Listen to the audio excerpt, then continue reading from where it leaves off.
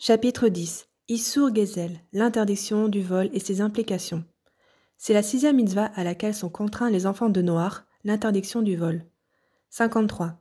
Un enfant de Noach n'a pas le droit de voler de l'argent comme il est écrit dans les 10 paroles dans Exode chapitre 20 verset 12, « Tu ne déroberas pas » et dans le Lévitique chapitre 19 verset 13, « Tu ne voleras pas ». Voler, c'est agir avec violence. Dérober, c'est agir en cachette pour ne pas être vu. Que ce soit de l'argent ou des objets, que ce soit de l'argent d'un particulier ou de la communauté, tout est interdit. Il est aussi interdit de voler des terrains et d'emprunter un objet sans en demander la permission à son propriétaire, même si ce n'est pas pour le voler, juste pour l'utiliser sans permission, tout est interdit. Cette loi comprend 10 dérivés. 54. Un enfant de Noach n'a pas le droit de voler, kidnapper un être humain, c'est-à-dire de lui ôter la liberté, de le prendre d'un endroit de force et de le séquestrer sans permission. Même s'il ne le réduit pas en esclavage, le kidnapping et la séquestration sans son consentement sont interdits. Selon le Ramban, ceci inclut l'interdiction de violer une femme, c'est-à-dire voler son corps pour s'en servir sans son consentement, même s'il ne l'a pas kidnappée et enlevée d'un endroit à un autre. Celui qui séduit une fillette âgée de moins de 12 ans commet un viol et c'est interdit. 55. Un enfant de Noach n'a pas le droit de s'approprier l'argent d'un autre avec la tromperie comme il est écrit dans Lévitique chapitre 19 verset 13, « Tu ne tromperas pas ». En quoi consiste la tromperie ?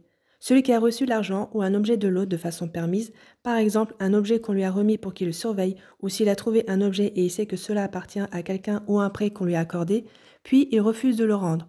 C'est appelé de l'argent obtenu par la tromperie et c'est interdit aux enfants de Noach.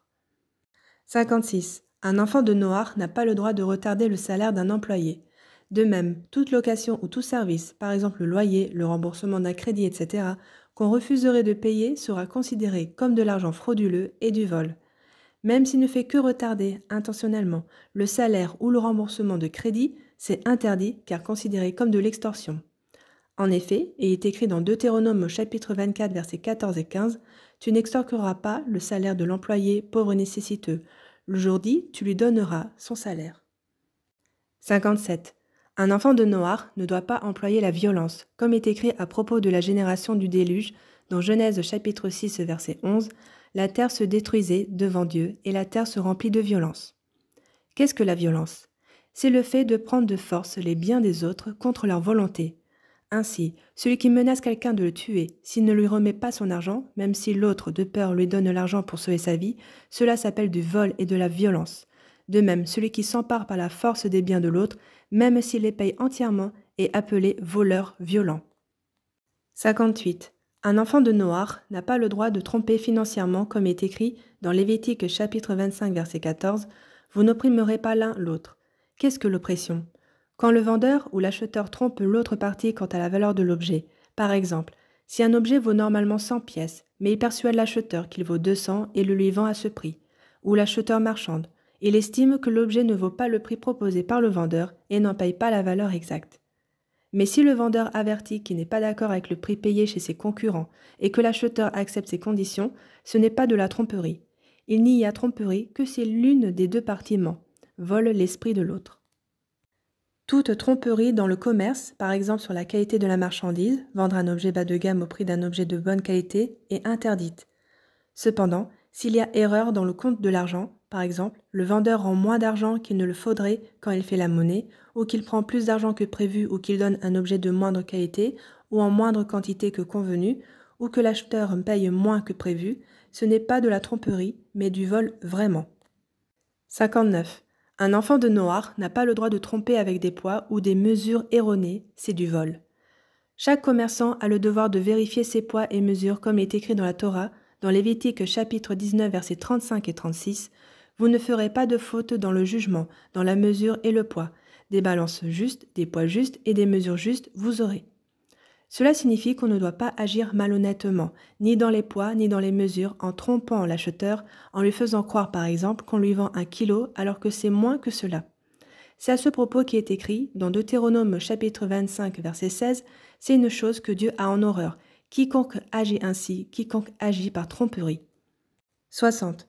Un enfant de Noach n'a pas le droit de convoiter l'argent ou la femme de l'autre, comme est écrit dans Exode chapitre 20 verset 14, « Tu ne convoiteras pas ni la maison de ton ami, ni la femme de ton ami. » Convoiter, c'est élaborer des plans et agir de sorte à ce que l'autre accepte de donner un objet ou sa femme. De même, celui qui séduit une femme mariée transgresse l'interdiction « Tu ne convoiteras pas la femme de ton ami ». Mais une femme mariée qui séduit un homme qui lui est interdit pour qu'il ait des relations avec elle ne transgresse pas « Tu ne convoiteras pas », mais lui fait transgresser à lui l'interdiction de l'immoralité, voire décret 67. 61. Un enfant de Noir ne doit pas s'associer à un acte de vol ou partager le butin du voleur, recel, ou l'aider de quelque manière que ce soit parce qu'ainsi il renforce le voleur. Il est donc interdit d'acheter des marchandises si on sait qu'elles ont été volées, contrebande, ou même d'en profiter d'une manière ou d'une autre, car cela renforce les voleurs. 62. Un enfant de Noir n'a pas le droit d'abîmer les biens de l'autre. Les tribunaux des enfants de Noir doivent juger celui qui abîme les biens d'un autre ou qui le blesse. L'agresseur devra rembourser les frais et payer des compensations selon l'estimation de la justice. 63. L'enfant de Noir doit rendre l'argent ou l'objet volé, que ce soit par le vol dissimulé, la tromperie, la violence ou tout autre moyen immoral. C'est ainsi qu'est écrit à propos des habitants de la ville de Ninive, dans Jonas chapitre 3 verset 8, « Chacun s'est repenti de ses actions mauvaises et des objets acquis par la violence, c'est-à-dire qu'ils ont regretté et ont rendu l'argent et les objets volés à leurs victimes. » Le tribunal des enfants de Noir doit juger les affaires de vol sous toutes leurs formes et veiller à ce que les victimes récupèrent leurs biens et soient indemnisées.